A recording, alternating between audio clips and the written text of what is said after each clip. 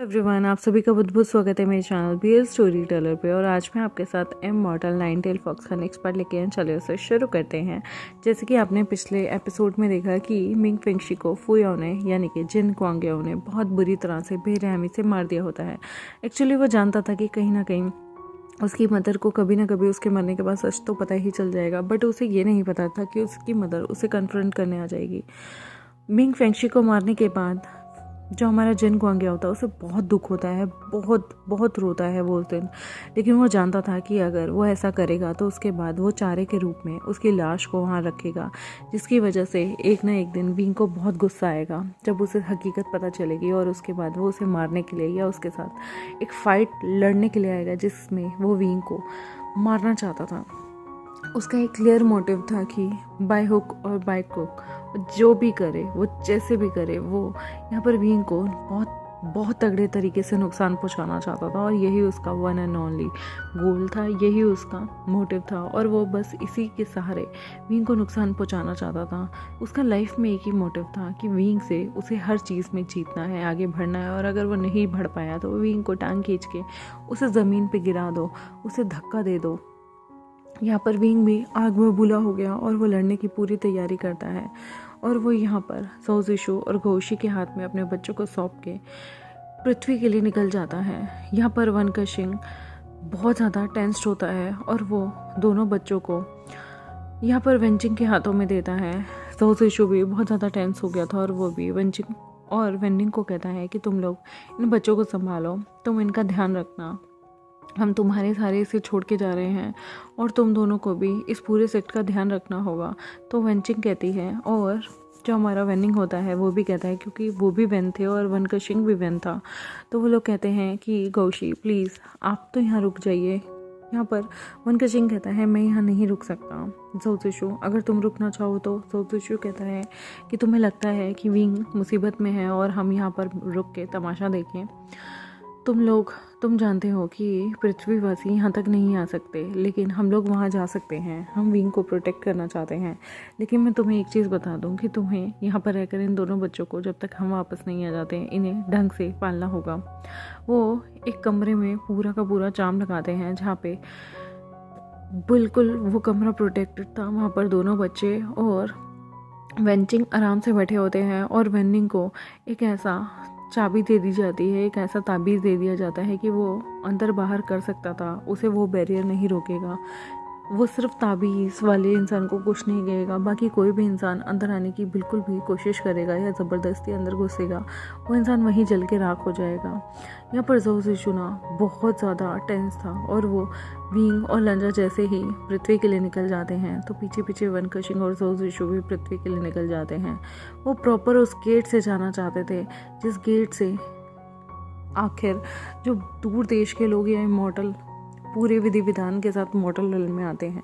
और यहाँ पर कहीं ना कहीं फू याओ ने पूरी की पूरी सेना तैयार कर ली थी, यानी कि जिन क्वांगयाओ ने सारे लोगों को एकत्रित कर लिया था, क्योंकि वो जानता था कि युद्ध कभी भी छिड़ सकता है। और जब शीशे में से विंग और जो हमारा लंजा होता है वो उधर से आते हैं और थोड़ी देर बाद वन कशिंग और सो जिशु भी वहाँ से निकल के आते हैं। यहाँ पर विंग को देखकर सारे लोग प्रिपेयर्ड थे और उस पर हमला करने के लिए बिल्कुल उतारू थे। लेकिन लेंसेक ने यहाँ पर लवांगची का साथ देने के लिए और उसे प्रोटेक्ट करने के लिए बिल्कुल कोई कसर नहीं छोड़ी हुई थी। लेंसेक कहता है कि मैं अपने भाई के खिलाफ नहीं जाऊँगा। स्पेशली लेंस शिचन ने कह दिया था कि वो लवांगची को प्रोटेक्ट करेगा। जैसे ही वहाँ पर विंग और लवांगची आते हैं, विंग बहुत ज़्यादा गुस्से में होता है और वो इतने ज़्यादा गुस्से में था कि युद्ध का एक रूल होता है कि जो पहले हमला करेगा उसे अटैकर माना जाएगा और बाकी लोगों को डिफेंडर। और विंग से यही एक गलती हो जाती है कि वो गुस्से में आकर अपने रौद्र रूप में आता है और उसके बाद वो सब पे अटैक करना शुरू कर देता है। यहाँ पर वांगची की पावर इतनी ज़्यादा नहीं थी कि वो विंग को प्रोटेक्ट कर सके। विंग अपना साइज़ बढ़ा लेता है और सारे के सारे लोगों पे अटैक करने लगता है अपने पूंछ के थ्रू। यहाँ पर बहुत सारे लोग उसे तीर बाण चलाकर मारना चाहते होते हैं। यहाँ पर वन कशिंग भी अपने फ़ैन के थ्रू लोगों को बहुत ज़्यादा घायल करता है और सो जिशु अपनी तलवारबाजी से लोगों को बहुत बुरी तरह से काट रहा होता है जो लोग उससे लड़ने के लिए आ रहे होते हैं। क्योंकि यहाँ पर ये लोग जो मॉर्टल रेल्म के लोगों थे उन्हें जादू से 1 मिनट में ख़त्म नहीं करना चाहते थे, ऐसे तो पूरा का पूरा प्लेनेट ही ख़त्म हो जाएगा। तो ये लोग बिल्कुल वैसे ही लड़ाई लड़ते हैं जैसे इन्हें नॉर्मल इंसानों के साथ लड़नी चाहिए। वन कशिंग अपने पंखे के मुंह से सारी जगह से ना जाने कितने लोगों पे जो भी विंग पे तीर चला रहे थे और विंग को पीठ पीछे से वार कर रहे थे उन्हें रोकता है। तो शिशु भी अपनी तलवार के दम पे बहुत सारे ऐसे लोगों के तीर को काट देता है जो विंग पे पीछे से वार कर रहे थे, और विंग अपनी पूंछ से न जाने कितनी सेना को गिरा देता है। विंग यहाँ पर सबको जलाना या बुरी तरह से मारना नहीं चाहता था, वो उन लोगों को डराना चाहता था, लेकिन वो जिन गुआंगियाओं से 1-on-1 युद्ध करना चाहता था। वो उन लोगों को कहता है कि मुझे कुछ नहीं चाहिए, आप लोगों को मैं यहाँ मारने नहीं आया हूँ, मुझे बस एक इंसान चाहिए, वो है जिन गुआंगियाओ जिसने मेरी इमॉर्टल बुआ को मारा है। उसे अपने कर्मों की सज़ा भुगतनी होगी, या तो आप चुपचाप मेरे हवाले उस इंसान को कर दें, वरना आप जानते हैं कि क्या होगा। यहाँ पर जिन गुआंगियाओ इनोसेंट बनता है और अपने पिता से कहता है, पिताजी ये जो भी कह रहा है वो ये सब झूठ है, ये मेरे को काबू करना चाहता है, और मैं जानता हूँ कि ये कहीं ना कहीं लेंस एक्ट को भी मैनिपुलेट कर चुका है। ये नाइनटेल फॉक्स बहुत ज़्यादा चालाक है और ये चाहती है कि ये मेरे थ्रू मुझे बंदी बनाकर आपसे आपका राज्य छीन ले। जिन गुआंगशान जो कि जिन गुआंगियाओ की बातों में आ जाता है, क्योंकि वो जैसे तैसे करके भी अपनी सत्ता नहीं छोड़ना चाहता था, तो वो कहता है तुम्हें देना मतलब यहाँ पर बहुत सारी डीलिंग हो सकती है, तुम्हें बंदी बनाकर मुझसे कुछ भी मांगा जा सकता है, लेकिन तुम्हें क्या लगता है तुम्हारे नाम पे मैं वो सारी चीज़ें इस नाइनटेल फॉक्स को दे दूँगा। वो मुस्कुराता है और कहता है तुम मेरे लिए कुछ भी नहीं हो। तभी जिन गुआंगियाओ अपना हुक्म का इक्का चलता है और कहता है लेकिन मुझे आपकी सारी फॉरबिडन एरिया पता है, सारे इलीगल वर्क पता है, और अगर इसका खुलासा पूरे वर्ल्ड में हो जाए, स्पेशली हमारे कल्टीवेशन के वर्ल्ड में, तो आप किसी भी तरीके से चीफ सेक्ट लीडर नहीं रहेंगे और आपकी पोजीशन बिल्कुल ज़मीन में किसी के भी काबिल नहीं रहेगी और आपको कोई इम्पोर्टेंस नहीं मिलेगी, और उसके बाद देखूंगा आपको कौन पूछता है और कौन नहीं। ये बात सुनने के बाद काफ़ी ज़्यादा हैरान होते हुए जिन गुआंगशाओ कहते हैं ठीक है, बात तुम्हें प्रोटेक्ट करने की है तो मैं करूँगा, लेकिन अगर तुमने ज़्यादा चाल चली तो मैं तुम्हें छोड़ूंगा नहीं। विंग काफ़ी लोगों का बहुत भारी मात्रा में नुकसान कर चुका था। यहाँ पर लवांगची और लेंसेक भी विंग के साथ ही दे रहे थे, स्पेशली वो विंग का साथ नहीं बल्कि लवांगची का साथ दे रहे थे, और यहाँ पर वो ना ही किसी पे अटैक करते हैं, बस वो वांगची को प्रोटेक्ट करने की कोशिश कर रहे थे। वांगची अपने पति विंग को प्रोटेक्ट कर रहा था और ज़ाओ ज़िशु वन कशिंग भी सिर्फ विंग को प्रोटेक्ट कर रहे थे। उनका कोई मोटिव किसी को मारना या नुकसान पहुँचाना नहीं था। जब ये सारे मिलके विंग को प्रोटेक्ट करने के लिए आगे आ रहे होते हैं, तभी के तभी एक आदमी जानबूझकर हमारे लंजा पे हमला कर देता है। वो इंसान लंजा पे बहुत बुरी तरीके से हमला करने वाला होता है और ये चीज़ ज़ाओ ज़िशु देख लेता है। ज़ाओ ज़िशु जानता था ये हमला ऐसा है जो कोई भी इंसान नहीं रोक पाएगा, और जैसे ही वो देखता है कि कितनी तीव्र गति से लंजा की तरफ गोला, विस्फोटक गोला फेंका जा रहा था, एक तरह से मान लीजिए न्यूक्लियर बॉम्ब स्टाइल, जो कि एक पूरे इंसान को उसके चिथड़े तक उड़ा सकता था। यहाँ पर जब वो देखता है कि वो सादा पूरा का पूरा गोला जो था वो अगर विंग की पूंछ को भी टच हो जाए तो विंग भी ब्लास्ट होकर मर सकता है, तो ऐसे में ज़ाओ ज़िशु भागकर अपनी तेज़ गति से उस गोले के सामने आता है और वो गोला ज़ाओ ज़िशु को अपने साथ ले जाकर फाड़ देता है। वो इतनी बुरी तरह से ब्लास्ट होता है कि ज़ाओ ज़िशु के पूरे चिथड़े उड़ जाते हैं, और ये चीज़ देख के वहाँ पर खड़े वन कशिंग, विंग और लंजा तीनों के पैरों तले ज़मीन खिसक जाती है। जो ज़ाओ ज़िशु उन्हें अपने बच्चे की तरह रखता था और विंग की बेटी को भी उसने अडॉप्ट एक तरह से कर ही लिया था, और जिसे उसने अपनी बेटी आंख बंद करके सौंप दी थी, वो ज़ाओ ज़िशु उनके सामने 2 सेकंड के अंदर अंदर सिर्फ चिथड़े उड़कर सिर्फ ख़त्म हो चुका था। और यहाँ पर ये सीन देखते ही वन कशिंग एकदम से हक्का बक्का रह जाता है। उसने अपनी लाइफ में, ज़िंदगी में किसी भी इंसान से कोई प्यार नहीं किया, कोई लालच नहीं रखा सिवाय ज़ाओ ज़िशु के। ज़ाओ ज़िशु इकलौती ऐसी चीज़ थी जो उसे खुशी देती थी। उसने हर चीज़ त्याग दी थी ज़ाओ ज़िशु के लिए, और जब वो अपने सामने ही अपने प्यार को मरते हुए देखता है तो यहाँ पर वन कशिंग बहुत ज़्यादा गुस्से में आ जाता है और उसके बाद वो अपने फैन से, अपनी तलवार से एक एक बंदे को काटने लग जाता है, क्योंकि यहाँ पर उसका दिमाग बहुत ज़्यादा मेंटल कंडीशन उसकी ख़राब हो जाती है, क्योंकि उसने अपनी आंखों के सामने अपने प्यारे ओमेगा, अपने प्यार को मरते हुए देखा। अब ज़ोउ शिशु कि मरने के बाद वन केशिंग को रोकने वाला कोई भी इंसान नहीं था। वन केशिंग ना जाने अंधाधुन लोगों को काटता ही जाता है। और यहाँ पर वन केशिंग को इस तरह से रौद्र रूप में देख के विंग भी वन केशिंग को रोकने की कोशिश करता है, लेकिन वन केशिंग के सिर पे खून सवार था और वो गुस्से में आगे बढ़ता है जिन गुआंगयाओ की तरफ। जिन गुआंगयाओ यहाँ पर मुस्कुराता है और कहता है, अरे खौशी, मुबारक हो, आपका यहाँ पर बहुत बहुत स्वागत है। यहाँ पर वो बहुत बुरी तरीके से ट्रैप कर लेते हैं वन केशिंग को, और अब एक जगह से दूसरा गोला उतनी ही स्पीड से आता है। किसी को नहीं पता था कि जिन गुआंगयाओ ने यहाँ पर बहुत तगड़ा ट्रैप रचा हुआ था। अभी भी उसकी बहुत सेना ख़त्म हो गई थी, लेकिन ना जाने कहाँ से एक बहुत बुरी तरह से एक और विस्फोटक आता है और वो सीधा वन केशिंग की साइड ही लैंड होता है और वन केशिंग के चिथड़े उड़ा देता है। विंग जिसे रिएक्ट करने का मौका ही नहीं मिलता, क्योंकि अचानक से वन केशिंग जो बेकाबू हो गया था उसकी वजह से ना जाने कितने लोग फिर से विंग और लंजा से फाइट कर रहे थे। विंग उसे उन लोगों से अपनी दूसरी फॉर्म में लड़ना नहीं चाहता था, क्योंकि वो मासूम लोगों को नहीं मारना चाहता था, लेकिन उसकी आंखों के सामने वन केशिंग और उसके गोशी यानी कि उसके इकलौते माँ बाप की जगह लेने वाले इंसान की भी चिथड़े उड़ जाते हैं, जिसे देखने के बाद विंग तो हक्का बक्का रह जाता है और वो घुटनों के बल गिर जाता है। और यहाँ पर लंजा को भी बहुत बड़ा शौक लगता है। लंजा जिसके हाथ से तलवार ही गिर गई थी, और उसे प्रोटेक्ट करने के लिए लैंशचन और हमारे चरण भी आ जाते हैं। जैसे ही लंजा को प्रोटेक्ट करने के लिए ये लोग आते हैं, तभी जिन सेक्ट की एक टुकड़ी लेंस पे हमला बोलने के लिए जाती है। ये देखने के बाद विंग तो जैसे पागल सा ही हो जाता है, और उसके बाद वो बहुत ज़्यादा गुस्से में आ जाता है और वो अपना विराट रूप धर लेता है, जहाँ पर विंग बहुत बड़ा हो जाता है एकदम मॉन्स्टर की तरह, और वो इतनी बड़ी 9 टेल फॉक्स हो जाता है, जहाँ पे उसकी 9 पूंछ लगातार आर्मियों पे और उन लोगों पे हमला करती है जो कि अदर सेक्ट के थे, और वो उन लोगों को उठा कर पटक कर मार डालता है। वो एक बार में न जाने कितने लोगों को अपनी पूंछ से गिरा देता है, और वो गुस्से में जिन गुआंगयाओ को कहता है, क्या तुम्हें शांति मिल गई? तुमने आज मुझसे सब कुछ छीन लिया, और अगर लंजा को एक खरोच भी आई तो याद रखना, मैं तुम्हें इतनी भयंकर मौत दूंगा, तुम जिंदगी में कुछ नहीं कर पाओगे। तो मुस्कुराते हुए जिन गुआंगयाओ कहता है, तुम क्या कर लोगे मेरा?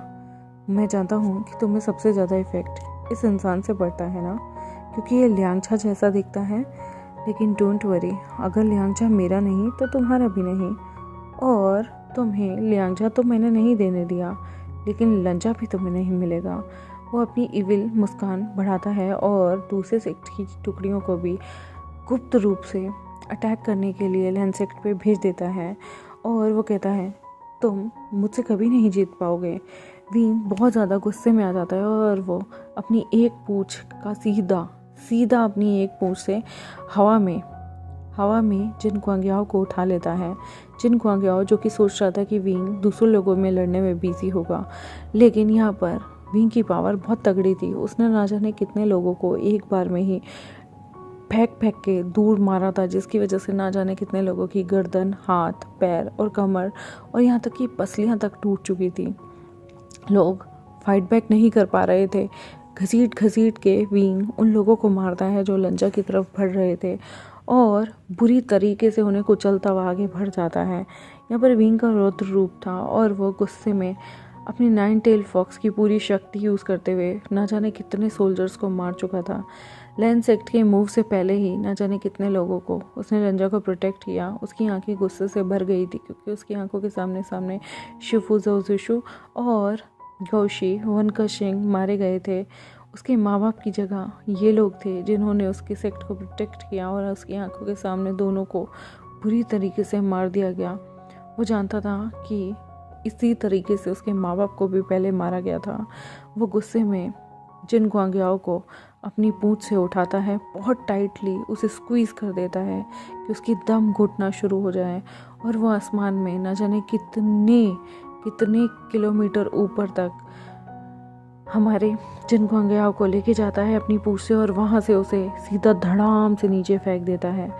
जिन गुआंगयाओ इतनी स्पीड से नीचे आता है कि जब वो नीचे ज़मीन पे आकर गिरता है तो सीधा उसका सिर फट जाता है, उसके हाथ पैर की हड्डियाँ टूट जाती हैं और उसकी पसलियाँ टूट जाती हैं। पर अभी भी उसके अंदर नफ़रत थी और वो गुस्से में यहाँ पर वींग को देख रहा होता है। उसके मुंह से खून की उल्टियाँ निकल रही थी, लेकिन वींग ऐसी कंडीशन में फिर से अपनी पूंछ से उसके टूटे फूटे हड्डियों को, टूटे फूटे शरीर को उठाता है और गुस्से में वो फिर से उसे न जाने कितने किलोमीटर की ऊंचाइयों पे ले जाता है और फिर से उसे वहाँ से उसे धड़ाम करके दोबारा फेंकता है। और इस बार जब वो जिन गुआंगयाओ को इस तरीके से नीचे फेंकता है तो जिन गुआंगयाओ की सारी पसलियाँ टूट जाती हैं और उसके बाद ना ही उसकी बॉडी में मूवमेंट बचती और ना ही उसकी बॉडी में सॉल बचती, क्योंकि वो ख़त्म हो चुका था। उसके बाद वो जिन गुआंगयाओ पे अपनी पैर को रख देता है और उसकी पूरी लाश को कुचल ही देता है और वो कहता है, तुमने बहुत गंद मचा लिया, तुम्हें एहसान ही तुम डिज़र्व करते हो। मैं तुम्हें इतनी बुरी तरीके से मारना नहीं चाहता था, लेकिन तुमने मेरे पास ऑप्शन नहीं छोड़ा। तुमने मेरे माँ बाप को मार डाला, मेरी बुआ को मार डाला, तुमने लियांग झा को मार दिया, 2 सेक्टर तबाह कर दिए और तुमने शिचन को मारा था, तुमने लियांग शिचन को मारा था और तो और तुमने कौशी और शिफू को भी मार दिया। तुम्हारा अंत ऐसा ही होना चाहिए। उसके बाद वो वहाँ से पीछे मुड़ता है। सारी सेना बिल्कुल तबाह हो चुकी थी। जो इक्का दुक्का लोग यहाँ पर रह गए थे वो गुस्से में उन लोगों की तरफ बढ़ता है और अपनी पूंछ इतनी रौद्र रूप में रखता है कि उस पूंछ से उन लोगों को दूर दरार फेंक देता है। न जाने कितनी ऊंचाइयों पर जाकर लोग गिरते हैं और उनकी हड्डी पसलियाँ टूट जाती हैं। लेकिन तभी एक एरो वींग के पेट में आकर लगता है, जिसकी वजह से वींग जो था वो पूरी तरह से ज़मीन में गिर जाता है। वींग जैसे ही अपने रौद्र रूप से सुकड़ कर इंसानी रूप में आता है, वो बुरी तरह से ज़मीन पे गिरता है और वो देखता है कि वो जो तीर था वो जिन गुआंगशान ने चलाया था। जिन गुआंगशान ने उसके पेट में बुरी तरह से तीर ऐसा मारा था जो कि जहर से भरा हुआ था, और वो जहर छोटा मोटा नहीं बल्कि ना जाने कितने जहरों से भरा हुआ वो चीज़ थी, जिसकी वजह से वींग की एकदम से शक्तियाँ जो थी वो जहर में बदल रही थी। विंग यहाँ पर बहुत बुरी तरह से गिरता है और लंजा उसे बचाने के लिए जाता है। लंजा जैसे ही देखता है कि जिन गुआंगशान ने इतनी बुरी तरह से विंग पे हमला किया है, उसी वक्त वो अपनी 6 कॉम्बैट स्किल का यूज़ करते हुए हवा में उड़ते हुए जाता है और जिन गुआंगशान का गला काट देता है। विंग जो कि धरती पे बहुत बुरी तरह से गिरा हुआ था, वो विंग के पास जिन गुआंगशान का गला काटने के बाद आता है और कहता है, विंग। यहाँ पर वो विंग से बार बार कहता है कि चलो वापस अपने से चलते हैं। विंग जिसके अंदर बिल्कुल शक्ति नहीं थी, हाथ मूव नहीं हो रहे थे, वहाँ पर लंजा उसे सीने से लगा के बहुत ज़्यादा रोने लगता है। विंग की अब आंखें बंद हो रही थी और विंग कहता है, लंजा मैं तुमसे कुछ मांगना चाहता हूँ, क्या तुम मेरी लास्ट इच्छा पूरी करोगे? लंजा कहता है, विंग ऐसे मत बोलो। विंग उसे कहता है, क्या तुम हमारे बच्चों का ख्याल रखोगे? यहाँ पर लंजा की आंखों से बहुत ज़्यादा आंसू गिरते हैं और वो कहता है, विंग ऐसी बातें मत करो प्लीज़, तुम्हें कुछ नहीं होगा, मैं तुम्हें अभी लेके जाता हूँ, प्लीज़ इस द्वार से फटाफट से प्लैनेट पे चलो। विंग उसका हाथ रोकते हुए कहता है, लंजा मेरी बात सुनो, मेरे शरीर में जहर फैल रहा है और अब मैं अपनी 9 टेल फॉक्स फॉर्म में नहीं आ पाऊँगा। मुझे एक ऐसा जहर दिया गया है जो कि इमॉर्टल को देने पे उसकी जो एनिमल फॉर्म होती है, उसकी ओरिजिनल फॉर्म होती है, वो कभी भी नहीं वापस आ पाती। लंजा बहुत ज़्यादा रोने लगता है। यहाँ पर एक आदमी विंग के पास आता है और वो विंग के ऊपर हमला करने वाला होता है कि लंजा उसकी गर्दन काट देता है और लंजा फिर से विंग को अपनी सीने से लगाकर रोने लगता है और कहता है, मुझे वापस जाना है, वेंचिक तुम्हारा इलाज कर देगी और वेनी को भी सब पता होगा। विंग कहता है, अब बहुत देर हो गई है लंजा, लंजा जो कि देखता है कि वींग अब बेहोश होने लगा था, लंजा उसे ज़ोर ज़ोर से चिल्लाता है और कहता है वींग वींग।